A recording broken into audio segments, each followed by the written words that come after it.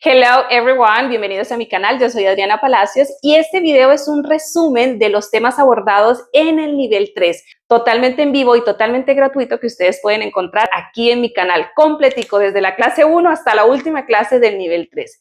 El objetivo de realizar este video de repaso es porque aquí en la descripción les he dejado el examen correspondiente al nivel 3. Recuerden que cada vez que terminamos un nivel hacemos un examen para ver si los temas abordados han sido apropiados y no nos queda ninguna duda. Así que una vez termines de ver este video, te invito a que por favor resuelvas el examen y me dejes saber cómo te fue. Escribas aquí en los comentarios cuál fue tu puntuación y qué elementos requieres reforzar. Todos los videos están aquí completicos para que tú refuerces aquellos temas que aún sientas que tienes dudas. Así que vamos a empezar.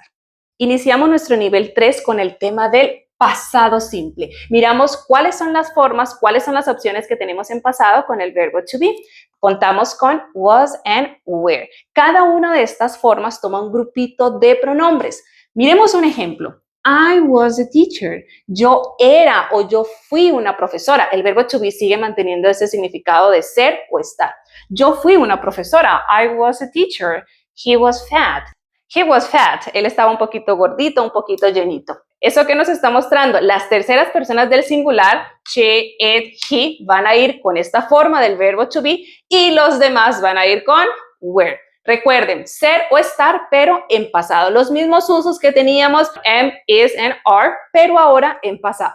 También aprendimos que en inglés existen verbos regulares y verbos irregulares. ¿Cuál es la diferencia entre estos dos? Los verbos regulares debemos agregarles ed para que ya nos queden en pasado, mientras que los verbos irregulares tienen una propia forma para el presente, para el pasado y para el participio pasado. Nosotros nos estamos enfocando, como es el pasado simple, en la estructura del pasado simple de los verbos irregulares. Miremos un ejemplo. Este es el verbo trabajar, work. Como es regular, le agregué ed y ya me queda en pasado. Por su parte, el verbo comer es eat, pero en pasado, pasado simple, me queda ate. ¿Cómo sabemos eso? Hay que estudiarlos. También tuvimos una clase bastante completa respecto al cómo pronunciar los verbos regulares, porque no podemos decir worked, no. Les explicaba que existen sonidos que son sonoros y otros que son sordos. Así que si el sonido final del verbo activa mis cuerdas vocales, el sonido que yo voy a pronunciar de este ed va a ser una D. Pero si el sonido final del verbo no activa mis cuerdas vocales, no hay vibración, el sonido que va a predominar es el de la T para el ed. En el caso de work decimos worked. Work, porque el sonido final no activa nuestras cuerdas vocales. Recuerda mirarte esta clase porque considero que es uno de los temas más importantes para ganar seguridad al momento de estructurar nuestros enunciados y, por supuesto, comunicarlos. ¿Cómo estructurar una oración afirmativa en el pasado simple? Sujeto, verbo en pasado, más el complemento. She cleaned. Ella limpió, me falta el complemento, ella limpió la casa. She cleaned the house. Ella limpió la casa. Si la oración es negativa, apreciados estudiantes, nosotros necesitamos de un auxiliar, que es este que ustedes ven aquí, did. Ese auxiliar es el que me va a permitir agregar la negación. Si no lo ubico, no me va a quedar una oración bien hecha. Me voy a hacer entender, pero no me va a quedar bien hecha. Por ejemplo, she didn't clean. ¿Qué notan ustedes aquí? El verbo queda en presente. Aspecto súper importante. Cuando hay auxiliar, el verbo debe ir en presente. No le voy a agregar ed, lo dejo en presente. She did not, si quiero decirlo en forma separada, si quiero decirlo separadito, she did not, o la contracción, didn't. She didn't clean o she didn't clean. La forma que tú prefieras. Luego miramos el verbo modal can. Esta es su forma positiva, esta es en negación. Es un verbo modal que nos permite a nosotros expresar habilidad, posibilidad, también una probabilidad o hacer una solicitud. Con esto quiero mostrarles que el verbo modal can no es únicamente para las habilidades, así que no lo podemos cerrar a que esa es su única función. Miremos un ejemplo. I can dance tonight. I can dance tonight. yo puedo bailar esta noche. No importa cuál sea el pronombre personal, va a ser la misma estructura. No hay ningún cambio, no hay que agregarle nada al verbo. Miremos cómo sería una oración en pregunta. Can she help me? Can she help me? Can she help me? ¿Puede ella ayudarme? Fíjate cuál es la estructura. Verbo modal, pronombre personal o sujeto, seguido del verbo y el complemento. Súper importante tener en cuenta que no le agregamos ese al verbo cuando estamos haciendo una oración con terceras personas. She, he or it, no se le agrega ese. Simplemente, she can. Un aspecto muy importante es la pronunciación de can, porque no siempre se pronuncia can. Esto se hace para efectos de entonación. Cuando yo quiero resaltar la palabra dentro del enunciado, ahí voy a pronunciarlo can, can, can. De lo contrario, la pronunciación es muy rápida y es muy corta. Prácticamente se nos vuelve el sonido de la K y la N.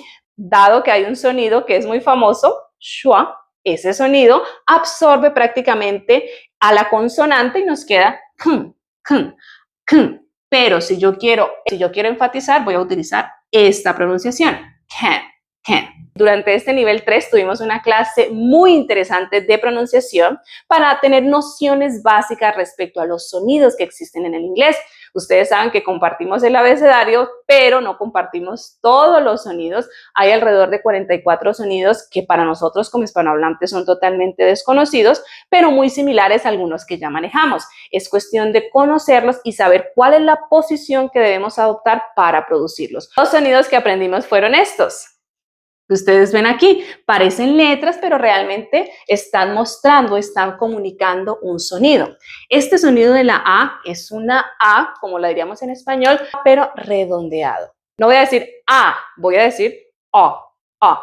Car, car. ¿Notas cómo cambia? Aunque se parece al car, suena diferente. Desde la posición de la O, saco un sonido de A. Car, car. Por eso suena un poquito diferente esta palabra. Car. Miramos este sonido que es una boca de E para producir una A. Dad, dad, dad, dad, dad. Es una mezcla de A y de E. Bad, bad, bad, right? Y finalmente este sonido, A, como en plane. Plane. Recuerda que cuando dos vocales van paseando, solamente es una la que va hablando. Este tema está completico, aquí te dejo la información. Terminamos nuestro nivel 3 con el tema de las preposiciones, tanto de lugar como de tiempo. Les presenté esta gráfica que es muy importante que ustedes la tengan en su mente porque nos permite comprender la noción que tienen estas tres. At siempre va a ser muchísimo más específica, on va a estar en la mitad, en va a ser súper general. Recuerden que las tres preposiciones significan en, pero según el contexto, el significado puede variar. Miremos algunos ejemplos. Tenemos, I live in Mexico. I live in Mexico. México o México es un lugar muy general. Utilizamos en para referirnos a países, lugares, por tanto la noción es muy, pero muy general. Por eso aquí utilizamos en. Miremos el siguiente ejemplo. I love eating on Christmas Day. Yo amo comer en el día de Navidad. ¿Por qué agregué la preposición on? Es una regla que hay que tener en cuenta. Siempre que incluyamos la palabra day, vamos a incluir on. Miremos el siguiente ejemplo. On Monday, I am at the hospital. On Monday, I am at the hospital. Profe, ¿y ahí por qué va el at? Resulta que at es para dar ubicaciones, el lugar en el que me encuentro de forma específica. ¿En dónde me encuentro? En el hospital. Sorry, I made a mistake here. Hospital, ¿ok? Me faltó la S. Entonces, yo estoy en el hospital. Tú puedes poner en el lugar en el que te encuentras, en una tienda. I'm at the Rose, por ejemplo. O estoy en Target. I am at Target. Les expliqué la diferencia de decir at the hospital y decir in the hospital, porque aunque se traduzca igual, la connotación que tiene es totalmente diferente. Recuerda checar el video completo para que no te quede ninguna duda respecto a cuándo utilizar in, on y at. Miremos otro ejemplo que tenemos aquí. We eat out at Christmas. Profe, ¿y ahí por qué no utilizo on? Porque en este caso no incluí la palabra day.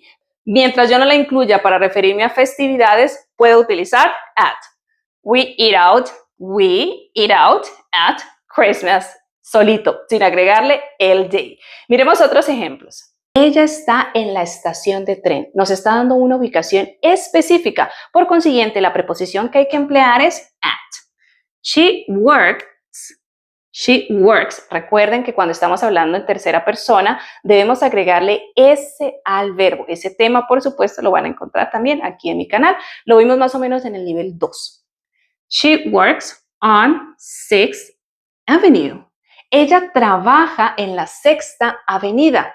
Es decir, utilizamos on para mencionar nombres de calles o de avenidas, porque se va reduciendo, ya no está tan general como decir yo estoy en México, en Colombia, se empieza a reducir.